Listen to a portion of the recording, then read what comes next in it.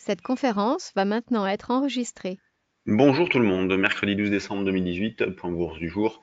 On a une volatilité intéressante sur les marchés en ce moment avec de belles reprises techniques et généralement de beaux retours en arrière derrière, à l'image de ce qui s'est passé hier, puisque partant d'un point bas à 4725 lundi soir, donc reprise amorcée hors séance, le marché a continué hier en début de journée pour atteindre la résistance 4840-45, qui était également une opportunité de vente. C'est ce que nous avions proposé sur le trade du jour dynamique aussi. Donc, il y en avait une première vers 4810, une suivante vers 4840-45.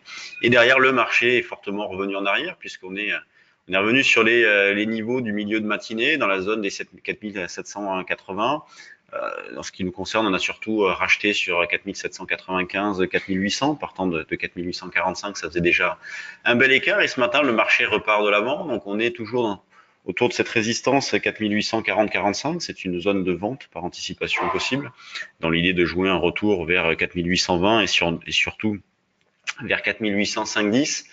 Notre scénario de point bas temporaire autour de 4740-45 est toujours valable. En tout cas, c'est confirmé par les faits avec, dans notre scénario principal aussi, des reprises techniques, mais qui pour l'instant restent modestes. Le marché reste quand même plombé. Il y a toujours un manque de conviction. Il n'y a pas de programme régulier. Donc, quand on regarde dans le détail les valeurs du CAC, on constate que les plus gros volumes sont concentrés sur les grosses pondérations. Donc, on voit qu'il y a beaucoup d'arbitrage entre le cash et le futur. Donc, c'est pas des intérêts ciblés, vraiment beaucoup d'arbitrage, ce qui plaide dans une poursuite du contexte actuel, c'est-à-dire de l'hésitation, un manque de visibilité, mais un point bas possible dans cette zone.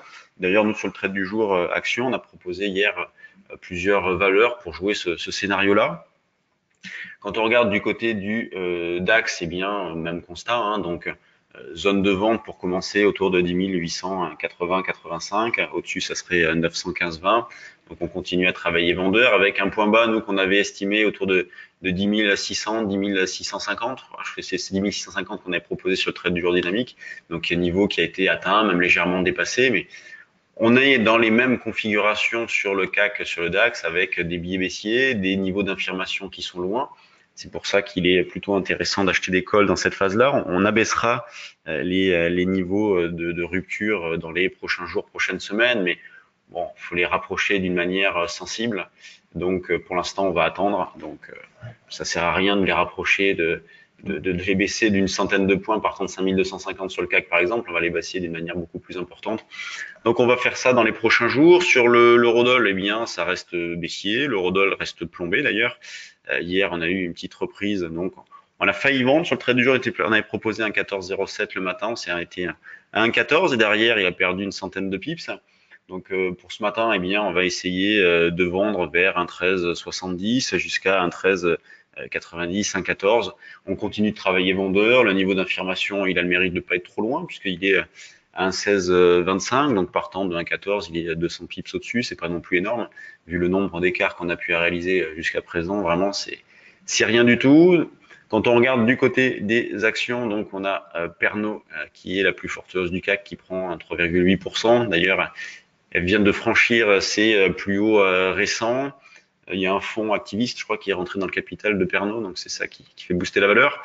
On a une eBay qui part d'un point bas, gap à la hausse ce matin, donc on a plutôt des bonnes configurations sur les valeurs, les bancaires, notamment Société Générale. Bon, c'est toujours pas terrible, il n'y a pas de signal d'achat, il n'y a rien, mais il y a un arrêt de la baisse. Donc, est-ce que les valeurs vont repartir? C'est la question qu'on peut se poser. En tout cas, nous, sur le trade du jour, on a proposé quelques valeurs hier. À la baisse, on retrouve Technip qui reste plombé depuis pas mal de temps déjà, coiffé par la moyenne mobile sur cette reprise-là. On est sur un plus bas. Donc beaucoup de régularité sur les valeurs du CAC, c'est ce qu'on remarque ce matin. Un CAC qui prend 0,8%, 220 millions en termes de volume, c'est vraiment pas beaucoup. La semaine prochaine, ce volume-là augmentera puisqu'on sera dans la semaine de l'échéance, donc expiration des contrats notamment sur décembre. Donc c'est une grosse échéance puisqu'on est sur une mensuelle donc pour le CAC, mais une trimestrielle, donc échéance DAX, Eurostoxx, marché US. Donc grosse échéance la semaine prochaine avec des pressions techniques et des considérations techniques qui devraient augmenter. Sur ce, je vous laisse. Je ne vous dis pas à demain, puisque demain, on organise notre day trading live, donc mensuel, notre démonstration day trading. Si vous avez l'intérêt pour y participer, ben, envoyez-nous un petit message. 8h45, 12h45, vous pouvez nous poser vos questions. Vous avez accès à nos écrans. Voilà, on partage une matinée de trading avec vous. Bonne séance à tous et puis on se retrouve donc vendredi. Salut tout le monde.